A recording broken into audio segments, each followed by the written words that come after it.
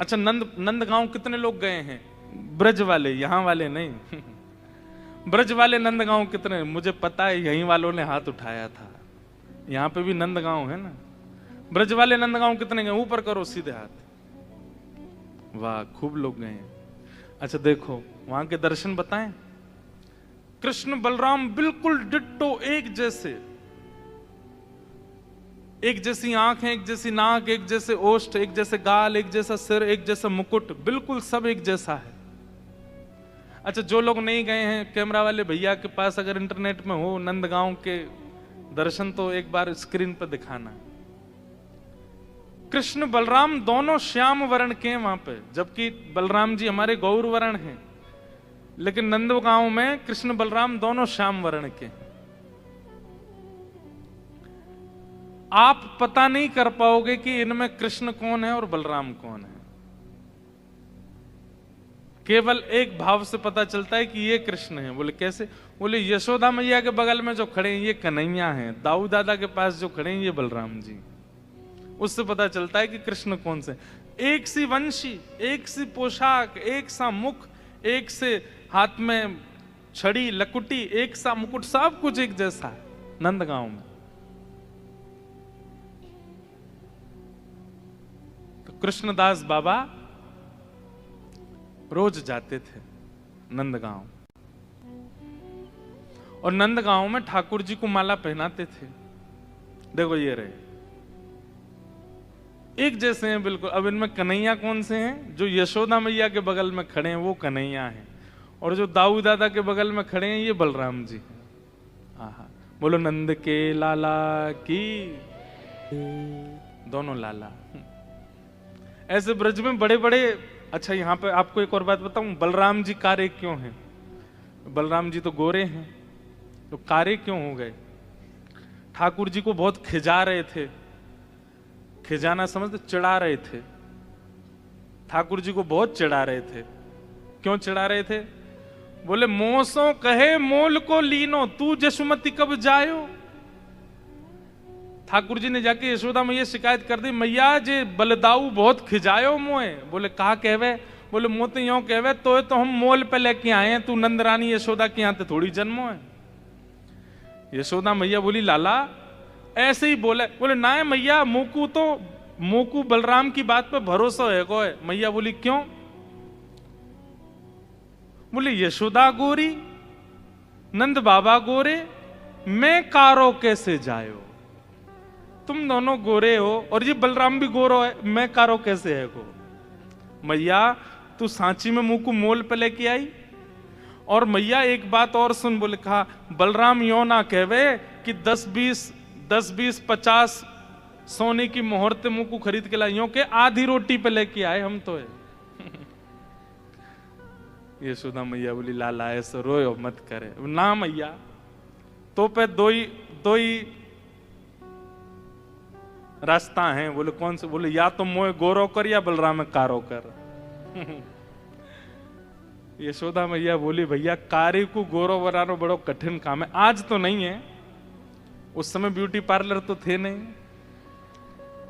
लेकिन गोरे को कारो बनाया जा सके। तो यशोदा मैया ने पकड़े बलदाऊ जी और लेके काजर सीधे मुंह पे, नाक पे, आंख पे, पूरे मुंह पे कर दिए। लाला देख बलराम। बोला हाँ अब बढ़िया लगा। ए मेरो बलदाऊ भैया कैसा सुंदर लग रहा हो। यहाँ हमारे नंदगांव में दोनों कारे कारे खड़े हैं। देखो पहचान ही नहीं सकते कि आप बलराम जी कौन से हैं, बिल्कुल एक जैसे। अब देखो ये लीला सुनी।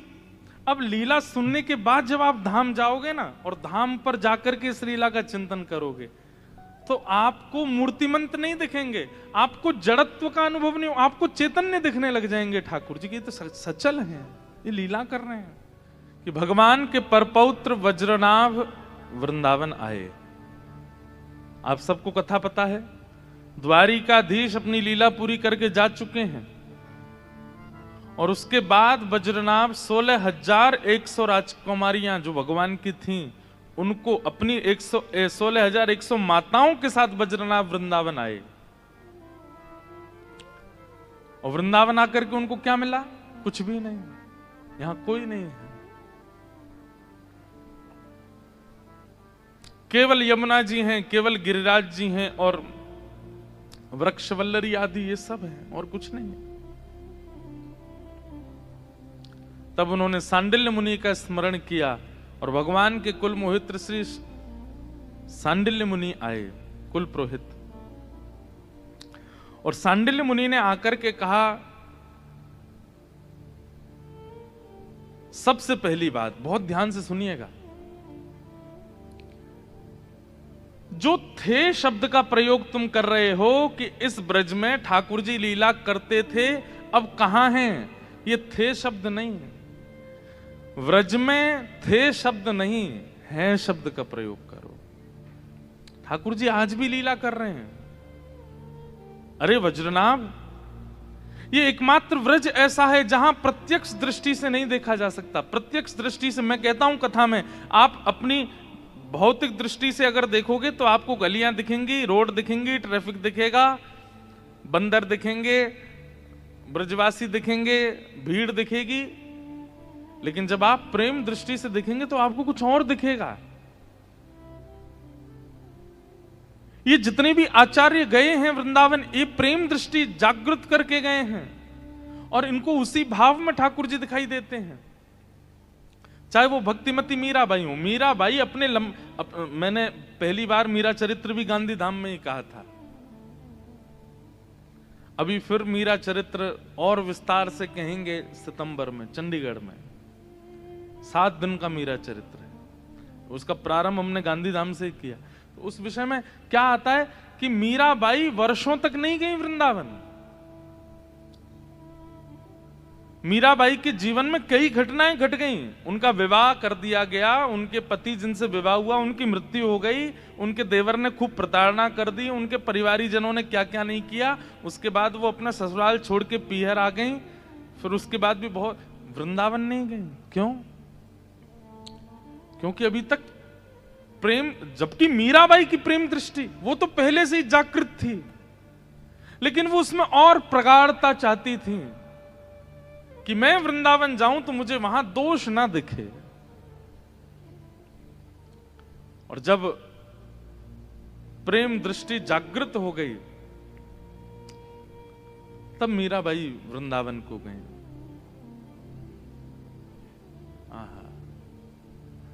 और वृंदावन जाकर के उनको भौतिक वृंदावन का दर्शन नहीं हुआ, उनको नित्य वृंदावन का दर्शन हुआ। जिस गली में देखती हैं, जिस चौबारे पर जाती हैं, जिस आंगन में घूमती हैं मीराबाई, सब जगह उनको ठाकुर जी का अनुभव हो जाता है। अरे कहां तक कहें, बड़े बड़े साधकों को भी, कथा बड़ी प्रसिद्ध है कि जीव गोस्वामी पाद किसी स्त्री को नहीं देखते थे, लेकिन मीराबाई दर्शन करने के लिए आई तो सेवकों ने कहा कि हमारे गुरुजी स्त्रियों से नहीं मिलते। तो मीराबाई कहती, अच्छा आपके गुरुजी स्त्रियों से नहीं मिलते? बोले नहीं, इसका मतलब आपके गुरुजी पुरुष हैं। सेवक बोले और नहीं तो क्या? अरे भैया, हमने तो सुना था कि इस वृंदावन में सब स्त्री हैं, पुरुष तो केवल कृष्ण हैं।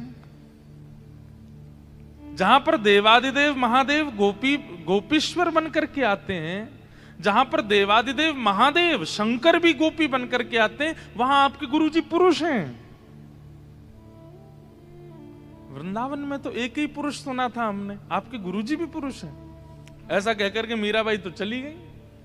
लेकिन शिष्यों ने ये बात जाकर के जब जीव गोस्वामी जी से कही कि मीराबाई बोल रही हैं कि वृंदावन में केवल एक पुरुष है, बाकी सब गोपी हैं। उसी दिन जीव गोस्वामी बोले कि भजन तो वर्षों से कर रहा था, साधन तो बहुत दिनों से कर रहा, पर फल आज मिला। क्या? कि ये देह बुद्धि मेरे अंदर थी कि मैं पुरुष हूं और वो स्त्री है, और उसने आकर के मेरी इस देह बुद्धि को नष्ट कर दिया कि वृंदावन में केवल एक पुरुष है। और गए और मीराबाई को देख करके अपना ये नियम तोड़ दिया कि मैं स्त्रियों से नहीं मिलूंगा।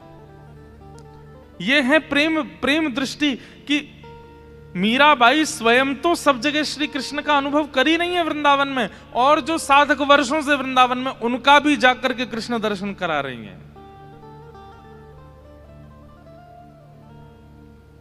वृंदावन सामान्य नहीं है, इसलिए वृंदावन में थे शब्द का प्रयोग नहीं, वृंदावन में है शब्द का प्रयोग। ठाकुर जी लीला करते थे, नहीं करते हैं आज भी। और फिर उसके बाद सांडिल्य मुनि ने दर्शन कराया, मुझे देखो वहां दिख रहे हैं, मुझे देखो वहां दिख रहे हैं, आदि आदि सब जगह। जब ठाकुर जी का अनुभव होने लगा तब वज्रनाभ ने कहा, भगवान मैं ऐसा क्या करूं कि ब्रज मुझे स्वीकार करे। तब सांडिल्य मुनि ने 4 बातें कही। एक बात आपने बहुत सुनी होगी, नाम रूप लीला और धाम। नाम रूप लीला और धाम, ये 4 भक्ति की प्रणाली हैं, प्रेम लक्षणा भक्ति की प्रणाली हैं। परंतु इन चारों को इस क्रम से नहीं करना है। नाम रूप लीला और धाम ये बाद का क्रम है, इससे पहले का क्रम कुछ और है। क्या? धाम लीला रूप फिर नाम। समझ में आई बात? सबसे पहले धाम और फिर धाम में लीला, लीला में रूप और रूप के बाद नाम। और अभी जो कलयुग चल रहा है ना, इसमें तो यही प्रणाली अपनानी पड़ेगी। पहले धाम जाओ, पहले वृंदावन जाओ। अब वृंदावन के जो सुंदर सुंदर घाट हैं वहां पर जाओ, जैसे कि कालीद है। आप लोग वृंदावन जाएंगे तो वृंदावन परिक्रमा लगाएंगे तो रास्ते में पड़ेगा कालीद है, जहां पर भगवान ने कालिया नाग के ऊपर नृत्य किया। तो जब काली दह का दर्शन करो तो ये नहीं आना चाहिए ठाकुर जी ने नृत्य किया, वहां बैठ करके थोड़ी देर चिंतन होना चाहिए। मतलब धाम में तो आ गए, अब धाम में उस स्थान पर बैठ के लीला, लीला का चिंतन करो। अब लीला का चिंतन कैसे, सुनो। श्री जयदेव महाप्रभु कहते हैं, बहुत ध्यान से सुनिएगा, यही यही यही प्रकल्प बताया है यहां पर सांडिल्य मुनि ने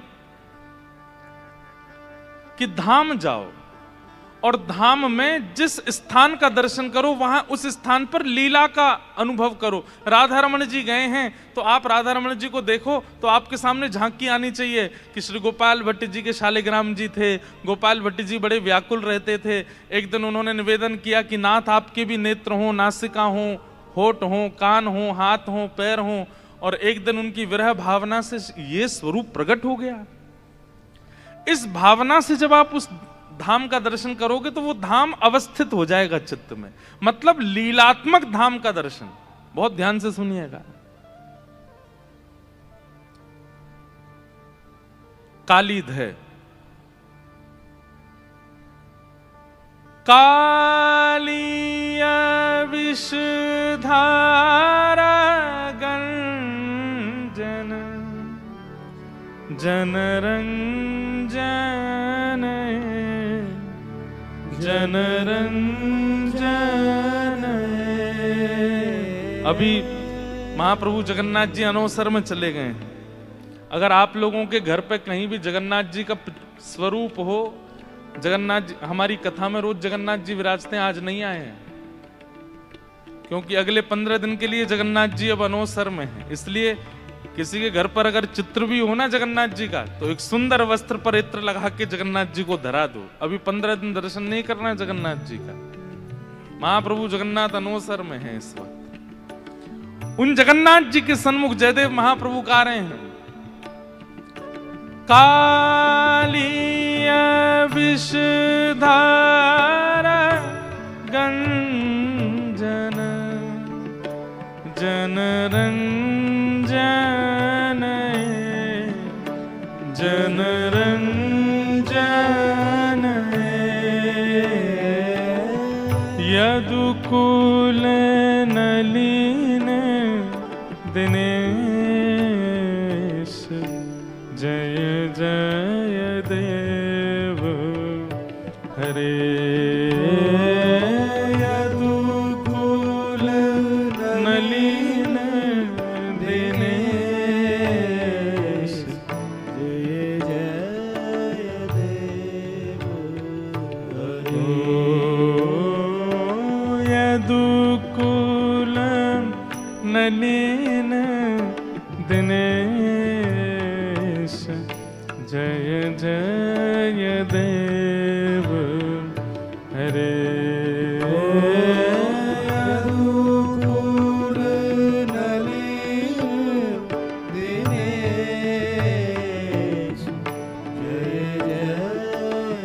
कितनी अच्छी बात है, बहुत ध्यान से सुनिएगा।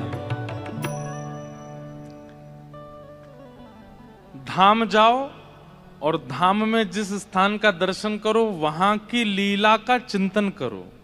केवल ठाकुर जी का दर्शन करके संतुष्ट मत हो जाओ। अब आप वृंदावन गए, वृंदावन परिक्रमा में काली देह का दर्शन किया, भैया ये काली देह, तो आप ना सोचोगे बोले ठाकुर जी की गेंद गिर गई थी जमुना जी में तो ठाकुर जी कूद गए और कालिया नाग ऊपर आया, उसके फणों पर नृत्य करके ठाकुर जी ने उसको यहां से भगा दिया। अब यहां एक बात आती है, जयदेव महाप्रभु कहते हैं, बोले ठाकुर जी आप एक मुष्टिक प्रहार करते हैं और एक मुष्टिक प्रहार में अघासुर, बकासुर, धेनुकासुर इन सबका वध कर देते हैं। पूतना जैसी राक्षसी का आप केवल पयोधर पान करके वध कर देते हैं। अपनी इकन्नी उंगली के नख पर आप गिरिराज जी को धारण कर लेते हैं और इतना आपने नृत्य किया कालिया नाग के ऊपर, फिर भी वो मरा नहीं। क्यों? हमारे मन में कभी नहीं आई ये बात। कितना नृत्य किया। भागवत जी में वर्णन आता है कि चम चम चम चारण धारत, चम चम चम चारण धारत, बिम बिम बिम बिनती करत, बिम बिम बिम बिनती करत, नाग वधू तारी तांडव गति मुंडन पर, तांडव गति मुंडन पर, तांडव गति मुंडन पर, तांडव गति मुंडन पर, निरतत बनवारी तांडव गति मुंडन पर, तांडव। हमारे ब्रज में गाते हैं पद, चम चम चम चरण धरत। ठाकुर जी कैसे चरण धर रहे हैं? बोले कि 108 मुख हैं कालिया नाग के और वो जिस जीव को बाहर निकालता है। अब ठाकुर जी अभी 14वें नंबर वाले सिर के ऊपर हैं और उसने जीव निकाली 80 नंबर वाले की, तो ठाकुर जी सीधे वहां कूदते हैं। जिस जीव को निकालता उसी पर ठाकुर जी का दूसरा छोटे से कन्हैया, इतना विशाल कालिया नाग और इतनी द्रुत गति से ठाकुर जी उसके ऊपर नृत्य कर रहे हैं। और कहते हैं नृत्य करते करते ठाकुर जी ने जो जो जीव उसने निकाली वो जीव पकड़ ली ठाकुर जी ने। एक पकड़ी, दो पकड़ी, तीन पकड़ी, एक प्रकार से जैसे एक रथ हाँकने वाला रस्सी पकड़ लेता है, ऐसे ठाकुर जी ने समस्त जीव पकड़ ली कालिया नाग की। रक्त मंडित हो गया उसका मुख, लेकिन मरा नहीं। ठाकुर जी आपने कालिया नाग को क्यों नहीं मारा? और फिर जयदेव महाप्रभु कहते हैं जन रंजन ए। कालिया नाग पर जब ठाकुर जी नृत्य कर रहे थे तो जयदेव महाप्रभु कहते हैं कि यहां पर जनरंजन हो रहा था। जनरंजन मतलब सब खुश हो रहे थे। भागवत जी में तो कह रहे हैं सब रो रहे थे। यशोदा मैया रो रही है, सब ब्रजवासी रो रहे हैं, सब घबरा रहे हैं। बोले अरे लाला नीचे उतर जा, जो सांप है खा जाएगो। ठाकुर जी मेरे 2 संशय दूर करिए। बोले क्या? बोले पहला संशय तो ये कि कालिया नाग मरा क्यों नहीं इतना नृत्य करने के बाद भी, और दूसरी बात यहां किसका रंजन आप कर रहे थे? आहा। तब जयदेव महाप्रभु कहते हैं, बोले जय जय मेरे मन में एक कथा आई है। ठाकुर जी बोले कौन सी कथा? बोले मेरे मन में ऐसा भाव आया कि कालिया नाग पर नृत्य करने से 2 दिन पहले आप किशोरी जी से निकुंज में मिले थे और वहां आपने किशोरी जी से प्रार्थना करी थी, हे श्यामाजू आप बहुत बढ़िया नृत्य करो, मुंह को भी करनो सिखाए दो। तो किशोरी जी ने आपको 2 दिन पहले नृत्य करना सिखाया था। अब जब नृत्य सिखा देते हैं गुरुजन तो फिर कहते हैं करके दिखाओ। तो आपने कहा, बोले हे श्यामाजू यहां नहीं दिखाऊंगा। बोले तो कब दिखाओ? बोले सुंदर मंच मिलेगा वहां दिखाऊंगा। मंच मिलेंगे, देखवे वाले दृष्टा मिलेंगे, तब आपको नृत्य दिखाऊंगा। ठाकुर जी, हमें ऐसा लगता है कि कालिया नाग वध नहीं किया आपने। ये कालिया उद्धार लीला जो थी, ये श्री जी को आप नृत्य दिखा रहे थे। आप कंडुक क्रीड़ा करके गए, कालिया नाग के जैसे ही फन खुले तो आपने देखी आते बढ़िया मंच नहीं मिलेगा, ऐसा गुदगुदो मंच है बढ़िया वर्सेटाइल मंच है, सबसे बढ़िया मंच है। तो आप उसके ऊपर चढ़ गए, और चढ़ करके आप जब नृत्य कर रहे थे तो सामने खड़े ब्रजवासी तो रो रहे थे, लेकिन पीछे खड़ी हुई श्यामा जी वो आपकी एक एक अदा को देख रही थी। आप हाथ कैसे कर रहे हैं, आप चरण कैसे कर रहे हैं, आप नेत्र कैसे घुमा रहे हैं, आपकी मुस्कान कैसी है। इसलिए जन रंजन है। बोले जन कौन है? ब्रजवासी जन। और उन ब्रजवासी जनों की अधिष्ठात्री किशोरी जी का आप रंजन कर रहे थे, इसलिए आपने कालिया नाग का वध नहीं किया। क्यों? क्योंकि उसके माध्यम से आपने श्री जी को प्रसन्न किया। जगन्नाथ महाप्रभु बोले इतनी गहराई में तुम ही सोच सकते हो जयदेव, और किसी की बस की बात नहीं है। और एक बात कहते हैं, बोले क्या? बोले सत्य कह रहे हो, यही बात है। हम किशोरी जी को नृत्य करके दिखा रहे हैं, इसलिए हमने कालिया नाग का वध नहीं किया। सामने खड़े हुए ब्रजवासी तो माध्यम हैं, पर वो नृत्य तो किशोरी जी के लिए। और भाई कोई राक्षस मिल गया, कोई दैत्य मिल गया, ठाकुर जी नाचेंगे वहां पे? नाचते थोड़ी युद्ध करते हैं, पर कालिया नाग पे नृत्य कर रहे हैं। इसका मतलब क्या है? किशोरी जी को दिखा रहे हैं, किशोरी जी के लिए। अब देखो ये क्या है, लीला हमें केवल इतनी पता है कि ठाकुर जी कालिया नाग के पास गए और उसके ऊपर कूद करके ठाकुर जी ने उसको भगा दिया। लेकिन अब इस लीला का विस्तार जयदेव महाप्रभु ने कर दिया। बोले असली बात तो ये है। ये कैसे हुआ? धाम जाओ, और धाम में जिस स्थान पर बैठो वहां की जितनी आपको कथा पता है उतनी कथा चित्त में विराजमान करके अब उस लीला का चिंतन करो। और चिंतन करते हुए जब आप अनुसंधान करेंगे और चिंतन करेंगे तो क्या होगा? वो लीला जितनी पता है उससे अधिक आपको अनुभव होने लग जाएगी। तो धाम, लीला, और फिर धाम और लीला के दोनों के संबंध से तीसरा क्या प्राप्त होगा? बोले रूप, ठाकुर जी का रूप। तीनों प्राप्त हो जाएंगे। वज्रनाभ, तुम्हारे लिए अब यही उपदेश है क्या कि तुम जाओ और ब्रजमंडल में मैं तुम्हें बताऊंगा कहां राधा कुंड है, कहां कृष्ण कुंड है, कहां कहां ठाकुर जी की खिरक है, कहां नंदगांव है, कहां बरसाना है, कहां कोकिलावन है, कहां वंशीवट है, कहां केसी घाट है। ये सब मैं तुम्हें बताऊंगा। तुम बस उन जगह पर जाना और जाकर के सुंदर भगवान की लीला कथामृत चिंतन करके उस स्थान का उद्धार, उस स्थान का पुनरावृत्ति करना, उसका पुनः खोज करना। धाम, लीला, इन दोनों का तुम चिंतन करना, तुम्हारे मानसी में रूप दिखने लगेगा। फिर तुम नहीं कहोगे कि इस ब्रज में कोई नहीं है, तुमको जहां देखोगे वहां लीलाओं का अनुभव होने लग जाएगा। अब वज्रनाभ के पास तो एक बाधा थी, क्या? कि वज्रनाभ के लिए व्रज प्रकट नहीं है, उसको सांडिल्य मुनि से आज्ञा लेकर के जाना है और जाकर के फिर अनुभव करना है। पर हमारे लिए तो व्रज प्रकट है। हमें पता है राधा कुंड कहाँ है, हमें पता है कृष्ण कुंड कहाँ है, हमें पता है केसी घाट कहाँ है, हमें पता है वंशीवट कहाँ है, हमें पता है सेवा कुंज कहाँ है, पर वज्रनाभ को नहीं पता। तो सांडिल्य मुनि बैठ करके उसको कथा सुना रहे हैं, और कथा सुनाते हुए फिर उसको सब बता रहे हैं। वहां केसी घाट है, वहां पर वंशीवट है, उधर कृष्ण कुंड है, उधर श्याम कुंड है, इधर ये स्थान है, इधर ये स्थान, यहां पे ये लीला हुई, यहां पे ये लीला हुई। सीधी बात, भगवान का अनुभव करना है, भगवान की लीला को प्रेम दृष्टि से देखना है, तो उसके लिए सबसे पहले धाम और धाम में जाकर के लीला का स्मरण करना पड़ेगा, तभी हो पाएगा।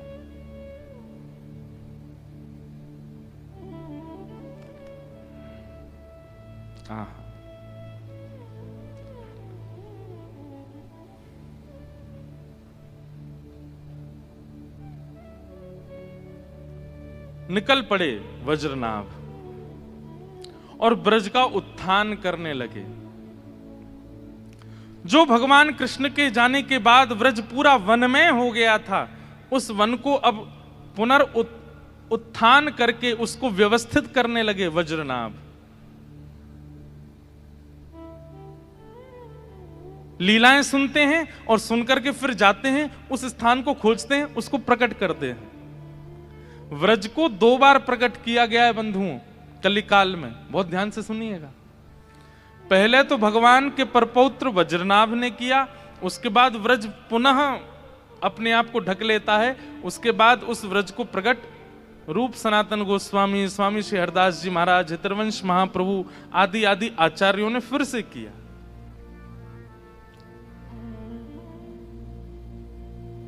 आहा, एक दिन वज्रनाभ बैठे थे, सांडिल्य मुनि ने कहा, वज्रनाभ अब तुम्हें अनुभव होता है ठाकुर जी की लीला का? अब तुम्हें क्या दिखाई देता है वृंदावन में? तब वज्रनाभ यमुना तट पर बैठे बैठे कहते हैं, हे सांडिल्य मुनि, एक सुंदर वेणु की ध्वनि आ रही है मेरे कान में। ऐसा लग रहा है श्याम सुंदर पीछे ही खड़े हैं और पीछे खड़े होकर के वंशी बजा रहे हैं।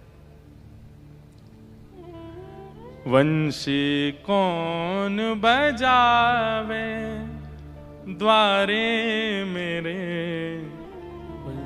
वंशी कौन बजावे, वंशी कौन बजावे द्वारे मेरे, वंशी कौन बजावे। गाओ सब लोग।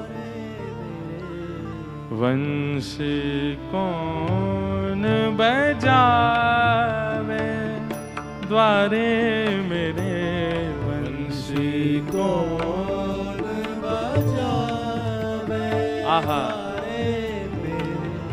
धाम का दर्शन कर रहे हैं और लीला श्रवण कर रहे हैं, और धाम का दर्शन, लीला श्रवण, इन दोनों के प्रभाव से अब अनुभव होने लगा है वज्रनाभ को भगवत लीलाओं का। चल री सखी चल दर्शन करिए, चल री सखी चल दर्शन। अरे सांडिल्य मुनि को अब मुनि नहीं कह रहे हैं, गुरु जी नहीं कह रहे हैं। वज्रनाभ स्वयं को एक सखी मान रहा है और सांडिल्य मुनि का हाथ पकड़ करके कह रहे हैं, चल री सखी चल दर्शन करिए, चल री सखी चल दर्शन करिए, चल री सखी चल दर्शन करिए, चल री सखी। किसके? जो नंद बाबा की धेनु चरावे, जो नंद बाबा की धेनु चरावे, हे जो नंद बाबा की धेनु चरावे, जो नंद बाबा की धेनु चरावे। द्वार में वंशी कौन बजावे द्वारे मेरे, वंशी कौन बजावे द्वारे मेरे, वंशी कौन बजावे द्वारे मेरे, वंशी कौन बजावे। बोलो वृंदावन बिहारी लाल की जय। वज्रनाभ को अब अनुभव हो रहा है। जो वज्रनाभ ये कहता हुआ आया था कि इस ब्रज में लीला होती थी, अब उसे प्रत्यक्ष दिख रही है।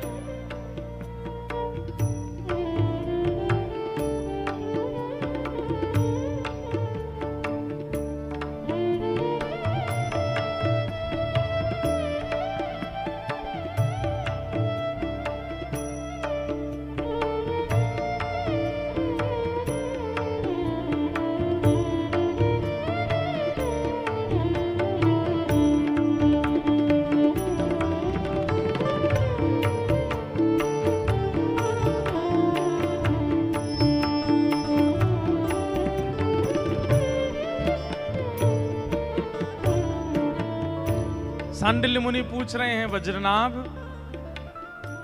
अब क्या देख रहे हो तुम? बोले ठाकुर जी वन से गैया चरा के हुए आ रहे हैं वापस, और सब ब्रज गोपियां अपनी अपनी अटारियों पर खड़ी हैं, कोई अपने जंगले पर खड़ी हैं, कोई अपने द्वार पर खड़ी हैं, सब ठाकुर जी की उस श्याम मनोहर झांकी का दर्शन कर रहे हैं।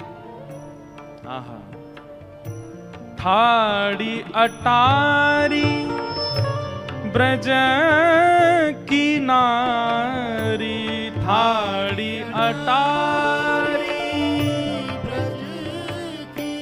गाइए, ठाड़ी अटारी ब्रज की नारी,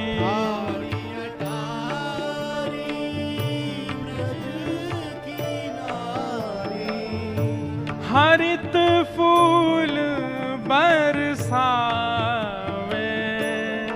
ओ हर्ष फूल बरसावे, हर्ष फूल बरसावे,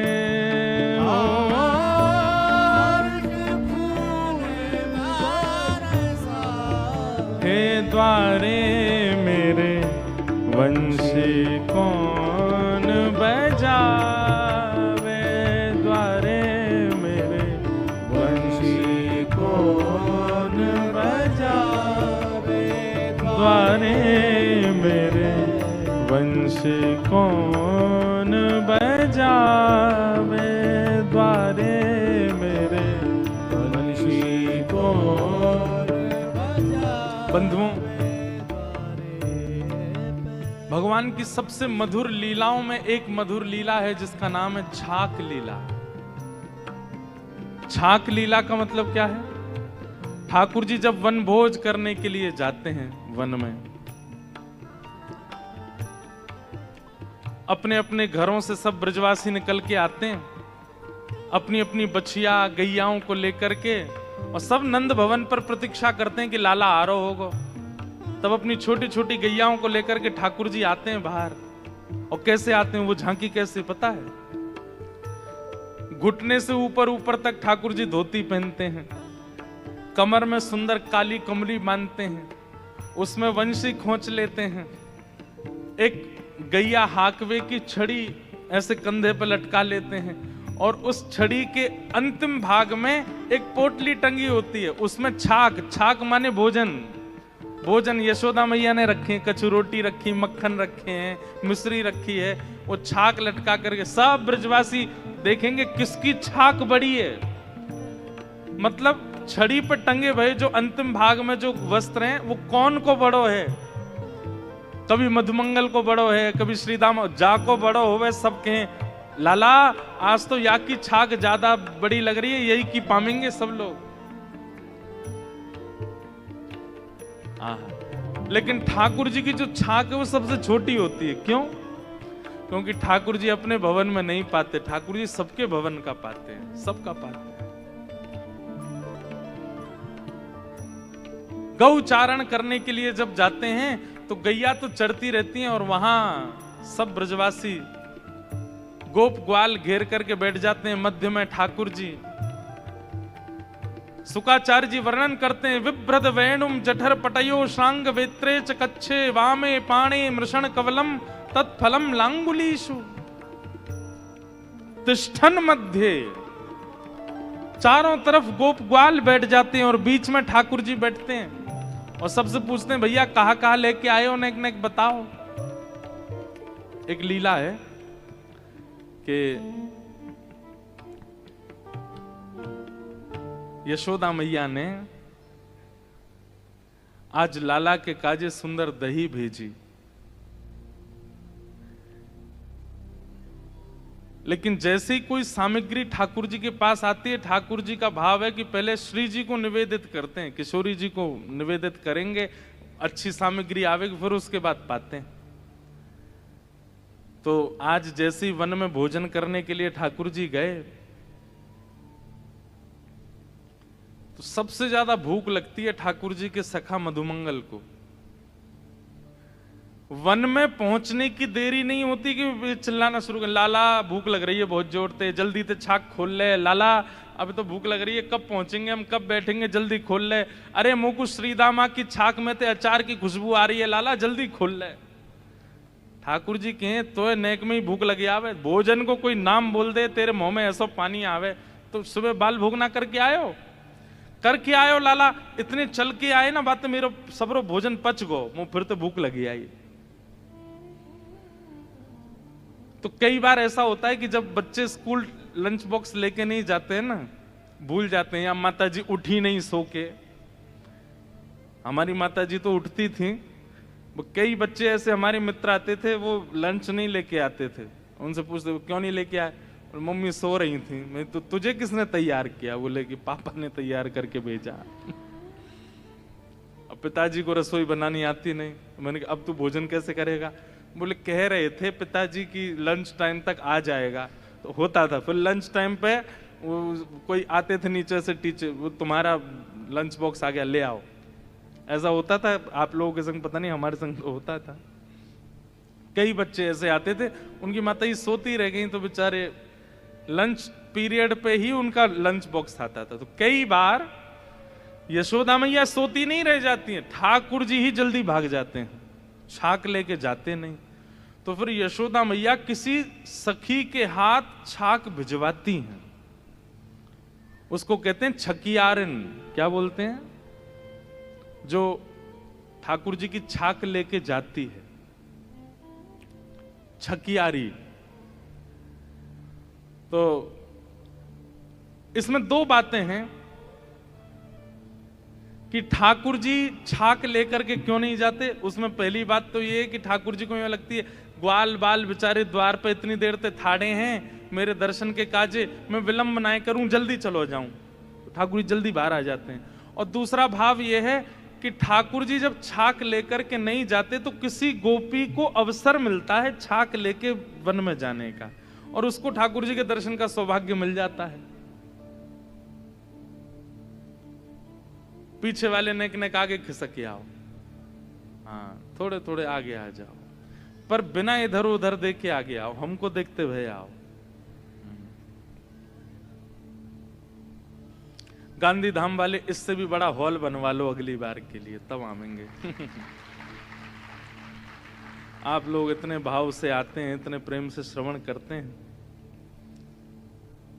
तो ध्यान से सुनना। ये छवि का दर्शन वज्रनाभ को हो रहा है जो हम अनुभव करा रहे हैं। तो आज ठाकुर जी छाक लेकर के नहीं आए। मधुमंगल बोलो मुझे तो भूख लग रही है, अरे मेरे तो पेट में दर्द है लगो, अरे मुझे तो बहुत जोर से भूख लगी है। सब सखा के बोले लाला जी तो भूखो ही रहे 24 घंटा, या तो नेक में ही भूख लगी आवे। सुबह बाल भूख करके निकला है घर से, वो केवल इतनी दूर गयो है कि केवल घर से निकल के वृंदावन से बाहर यमुना जी के तट पर, इतने में तो भूख लगी आई उसको। और ये कैसा है, अभी छाक आरोग लेगो, छाक पालेगो, और छाक पावे के बाद जब वापस घर जाएगो फिर रोने लगेगो कि मुझे भूख लग रही है, मेरो सबरो पच गो, चल के आए हूं, इतनी भूख लगे। मधुमंगल बोलो लाला भूख लग रही है। ठाकुर जी बोले मैं तो छाक लायो नहीं हूं, कोई छकियारी आ रही होगी देखियो। तो मधुमंगल ऊंचे ऊंचे वृक्षों पर चढ़ करके ढूंढ रहा है, अरे कोई छकियारी आई का, कोई छकियारी आई का, कोई भोग लेके आ रही है का घर से। और बार बार कहे लाला अभी तो कोई दिख ना रो, अभी तो कोई आए ना रो।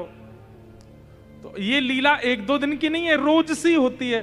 तो छकियारिन दूर से देख लेती है कि एक पेड़ पर मधुमंगल चढ़ा हुआ है और ये भोजन की प्रतीक्षा कर रहा है, तो जानबूझ के छकियारी कहीं और चली जाती है कि और व्याकुल हो जाए। लेकिन आज यशोदा मैया ने ऐसी सुंदर दही भेजी, क्योंकि यशोदा मैया को पता रोटी तो ये दूसरे इनके घर की खावे को, मैं कुछ सामग्री भिजवा दूं। वह दही को देख करके ठाकुर जी के मन में इतना सुख आयो। जैसी छकियारी आई, मधुमंगल नीचे आगो, आकर के लड़न लगो, हेरी तो इतनी देर लग गई, इतनी देर लगो करे, हम यहाँ भूखे बिलबिला रहे हैं, भूख लग रही है, लाला बेचारो भूखो बैठो है। ठाकुर जी बोले सांची बोले कर, कोई और भूख ना लगी, यही लग रही है सबसे ज्यादा। लेकिन दही का रूप रंग देखते ही ठाकुर जी बोले ये तो पहले श्री जी को पधरानी चाहिए। और तुरंत मधुमंगल के हाथ से ठाकुर जी ने दही ले ली। बोले सुनो बैठो यहीं पे। बोले लाला कावे हो? बोले तो पता है हमारे ब्रज में एक वृक्ष है। बोले तो वह वृक्ष के नीचे सामग्री धरवे थे, वृक्ष में थे अमृत बिंदु गिरे। वो अमृत बिंदु गिरते ही भोजन जो है का अमृत तुल्य है जाए, वाकु पावे के बाद में युवावस्था बनी रहे। मधुमंगल बोला अच्छा लाला। फिर बोले नेक देर प्रतीक्षा कर, मैं यहाँ में अमृत बिंदु डलवा के लाऊं। अरे लाला हमारे तो प्राण ही नहीं कर जाएंगे, तू कहाँ जाएगा? ठाकुर जी बोले तू बैठो रे मैं जा। बोले हम ले चल। बोले ना एक ही व्यक्ति जा सके, ज्यादा जामे तो अमृत ना निकले। अच्छा ठीक है लाला चलो जा। ठाकुर जी लेकर के दही सीधे पहुंचते हैं गिरिराज जी, और गिरिराज जी में जाकर के श्री जी को पवाते हैं। श्री जी के संग छाक लीला करते हैं। ठाकुर जी कुंज और निकुंज दोनों में एक साथ लीला कर लेते हैं। जहां ग्वाल बाल है ये कुंज है, और जहां श्री जी है वो निकुंज है। भैया कोई चिल्ला करके मत बोलो, पीछे से कथा चल रही है ना, धीमे धीमे बोलो। सब लोग इधर देखो। श्री जी को जाके पवा दी।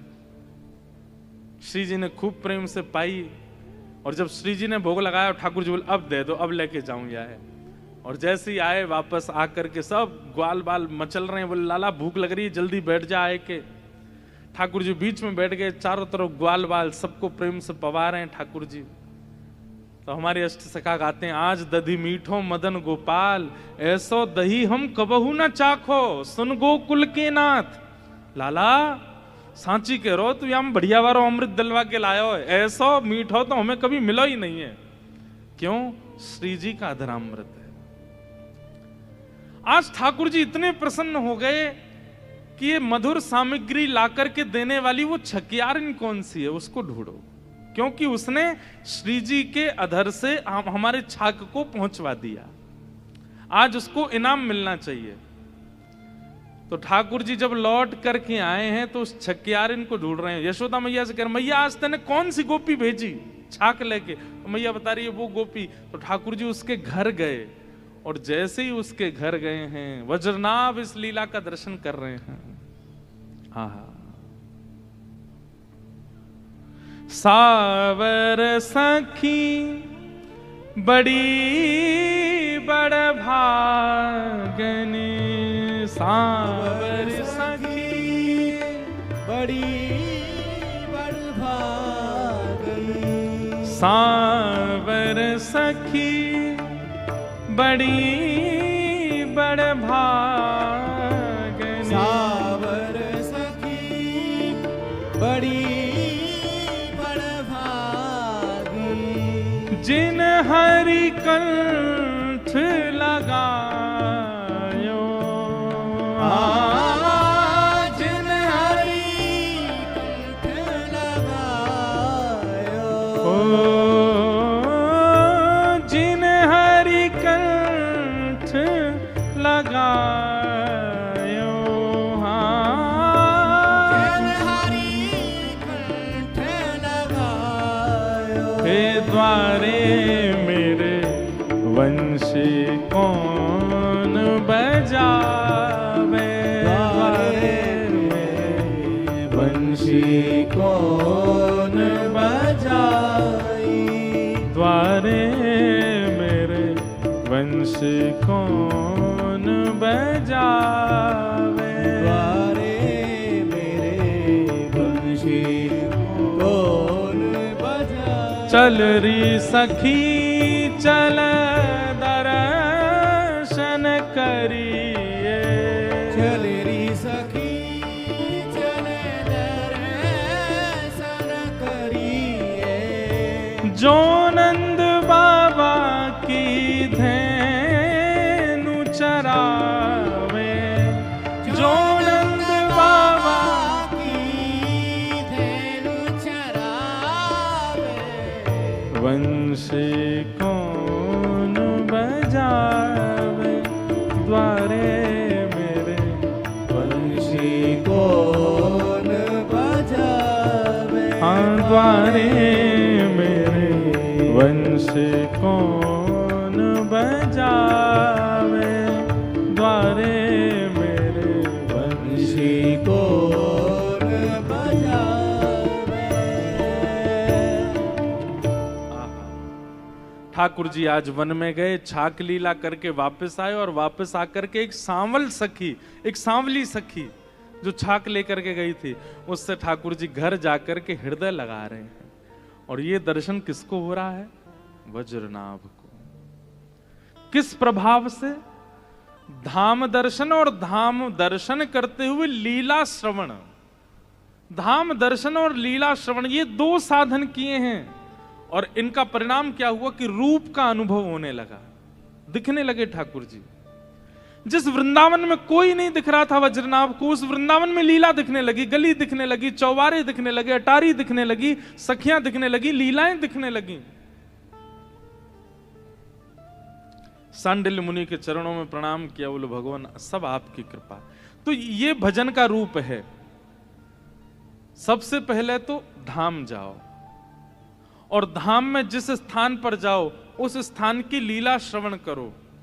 आप गोवर्धन गए हैं परिक्रमा लगाने, लेकिन गिरिराज जी की लीला नहीं सुनेंगे तो परिक्रमा का कोई फल नहीं मिलेगा। फल तो मिल जाएगा, लेकिन फल चाहते हो वो बात अलग है, पर प्रेमी लोग फल नहीं चाहते। प्रेमी लोग तो केवल प्रेम आस्वादन चाहते हैं। तो इसलिए गिरिराज की कोई लीला सुन करो वहां बैठ करके।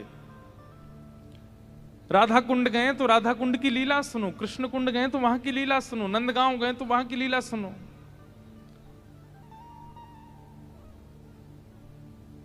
अब एक गांव है हमारे ब्रज में पैठा, उस जगह का नाम पैठा। उसका नाम पैठा क्यों पड़ गया?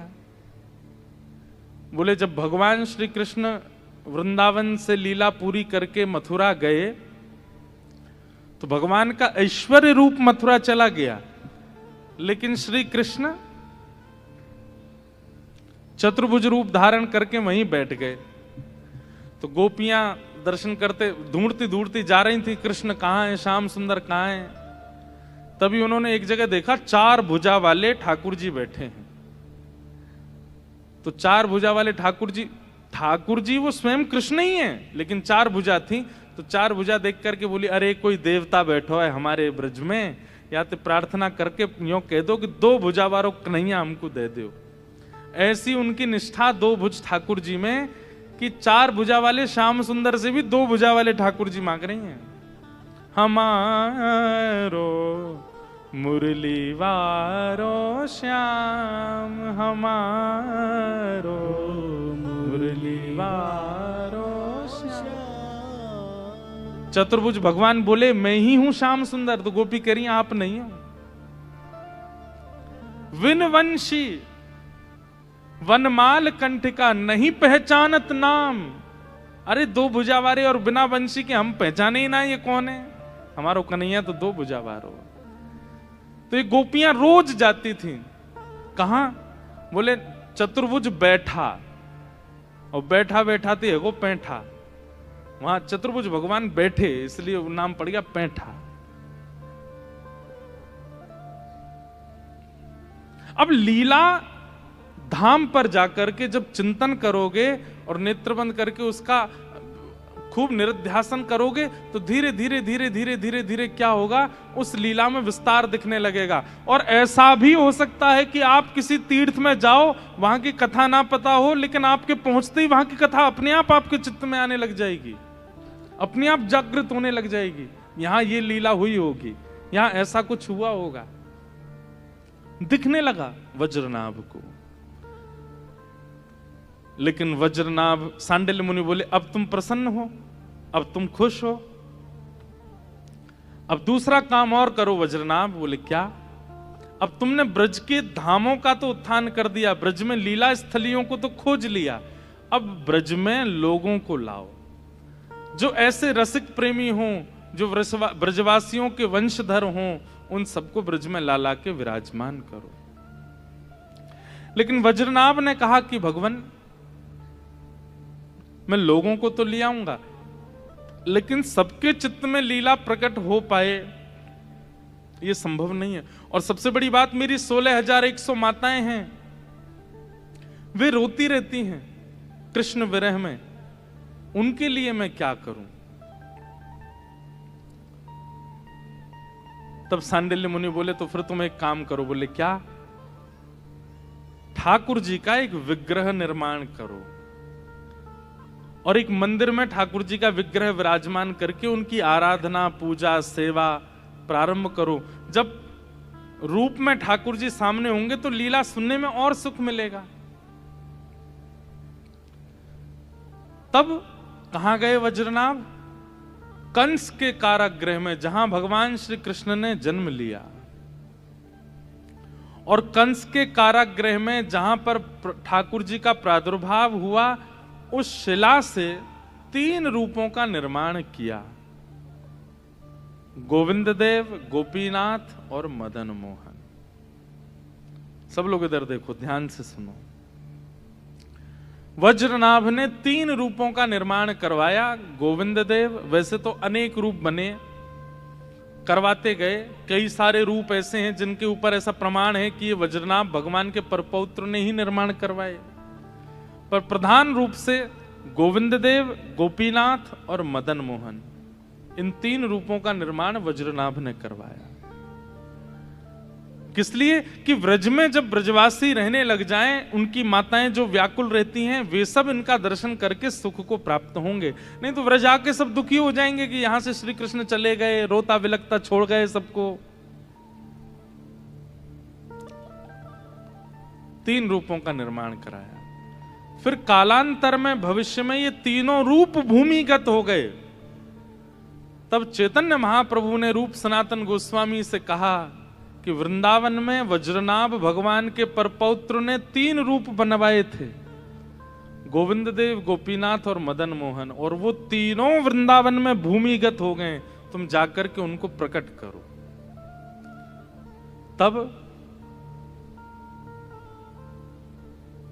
विहरत निस दिन कुंज गलिन में, ब्रज जन मन सुख धाम।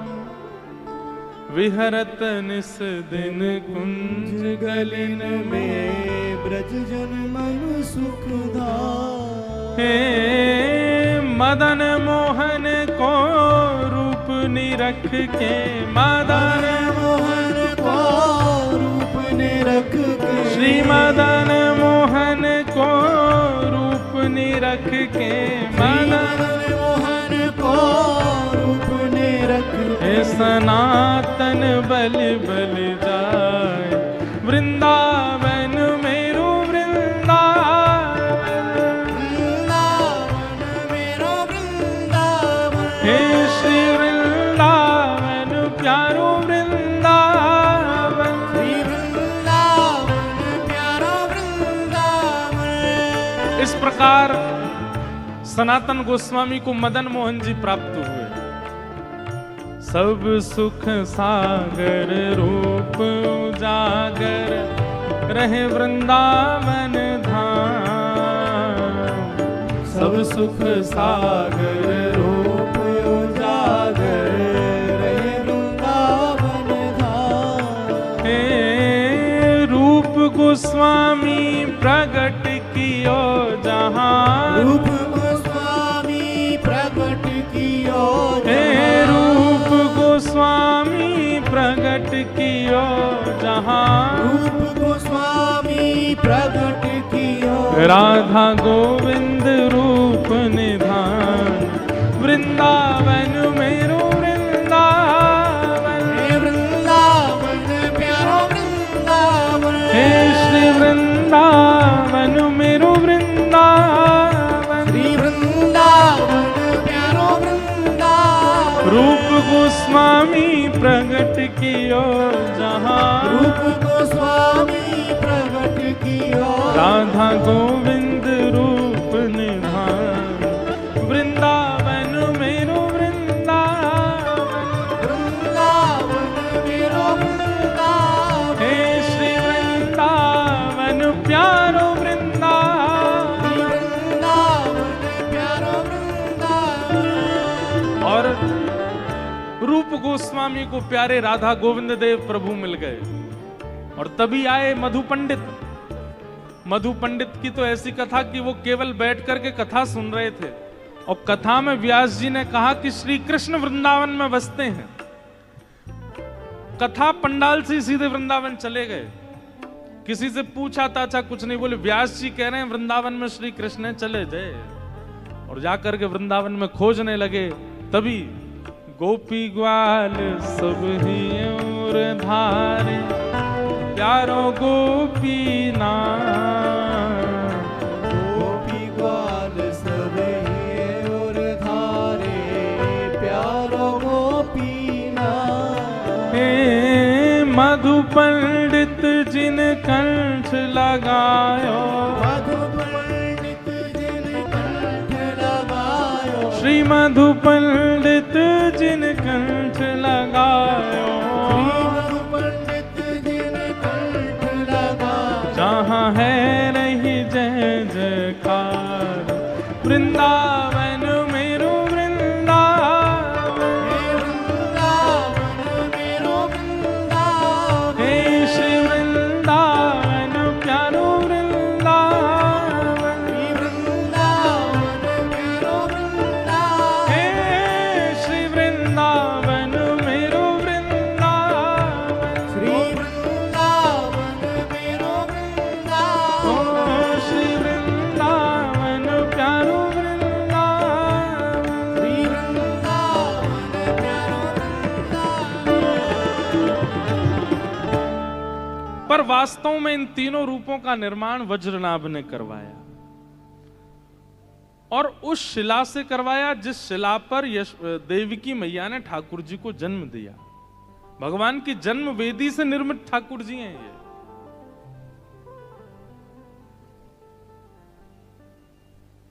लेकिन वास्तव में इनका निर्माण वज्रनाभ ने किया। तो देखो, धाम, धाम में लीला श्रवण और फिर लीला का अनुसरण, और उससे क्या प्राप्त हुआ? रूप की प्राप्ति हो गई। क्योंकि अभी कलिकाल में जब तक धाम, लीला, रूप तीनों नहीं आएंगे चित्त में, तब तक नाम फल प्रदायक नहीं होगा। तब तक नाम आप कितना भी जपते रहो, उस नाम से लाभ नहीं होगा। नाम से लाभ तो तभी होगा जब ये द्वापर में, ये त्रेता में, ये सतयुग में संभव था कि ठाकुर जी का नाम प्रथम ले लिया गया और फिर उसके बाद लीला प्रकट हो गई, धाम प्रकट हो गया, आदि आदि। पर अभी समय बदल गया। अभी पहले धाम, लीला, रूप, उसके बाद नाम। कई लोग नाम आश्रय पहले ले लेते हैं, अच्छी बात है, उसमें बुराई नहीं है। अगर आप नाम, रूप, लीला, धाम भी चलोगे तो भी कोई दिक्कत नहीं है। लेकिन फिर भी जैसे कहते हैं ना कि दवाई भोजन के बाद लेनी चाहिए, पेट में गर्मी नहीं बनती।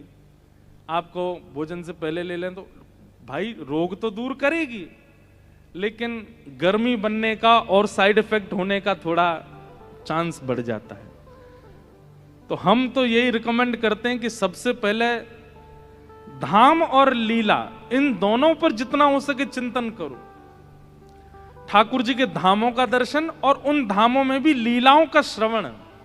यहां कौन सी लीला हुई, यहां कौन सी लीला हुई, यहां कैसी लीला हुई, यहां कैसी लीला हुई, आदि आदि। और फिर उसके बाद उसका चिंतन, और चिंतन के बाद जब रूप प्रकट होने लग जाए चित्त में, वो लीला प्रकट होने लग जाए, तब नाम जप में बैठो।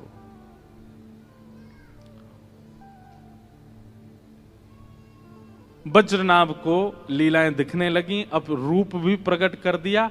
अब वज्रनाभ एकांत में यमुना जी के तट पर बैठ करके खूब नाम करते हैं। लेकिन जो 16,100 माताएं साथ में आई थीं द्वारिका से, वे अभी भी विचलित हैं। उनका कल्याण कैसे हो? तब वे 16,100 माताएं एक दिन मन में बात करती हैं कि हमारी जो 8 बड़ी बहनें थीं, मतलब भगवान की 16,108 पत्नियां हैं, जिनमें से 8 भगवान के साथ जा चुकी हैं, 16,100 बच्ची हैं। तो ये आपस में चर्चा करती हैं कि हमारी जो 8 बड़ी बहनें थीं, भगवान की अष्टपटरानियां, उनमें से एक पटरानी जल के रूप में यमुना जी के रूप में बह रही हैं वृंदावन में। चलो उनके पास चलते हैं। और तब भगवान की 16,100 राजकुमारियां यमुना तट पर जाती हैं।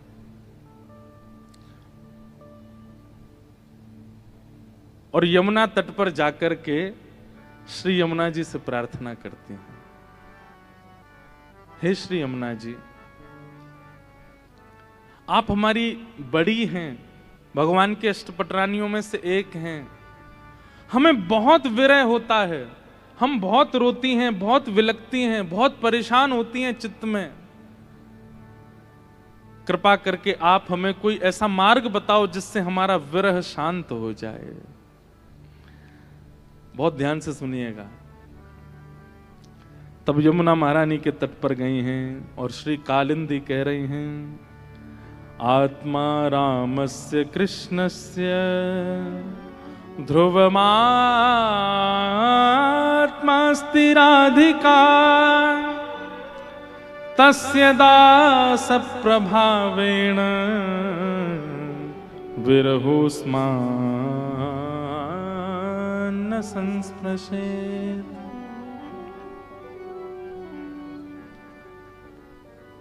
बहुत ध्यान से सुनो। 16,100 राजकुमारियां भगवान की यमुना तट पर बैठी हैं और कह रही हैं कि हे श्री यमुना जी, प्रति क्षण हमें कृष्ण की इतनी याद आती है, इतना विलाप होता है, ठाकुर जी का इतना हमको स्मरण होता है, हमारे चित्त का विरह शांत नहीं हो रहा है। कृपा करके आप हमें कोई मार्ग बताइए। हम धाम तो आ गए, हम वृंदावन तो आ गए हैं, लेकिन हमारे मन को चैन नहीं मिल रहा है।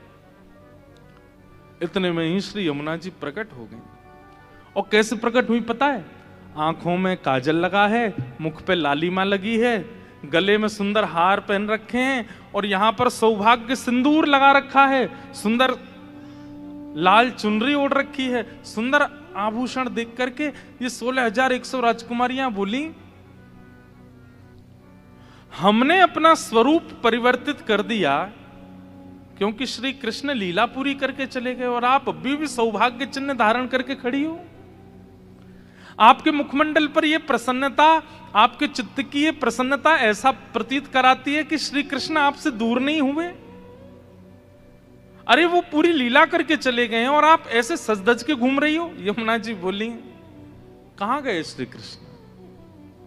बोले वो लीला पूरी करके चले गए।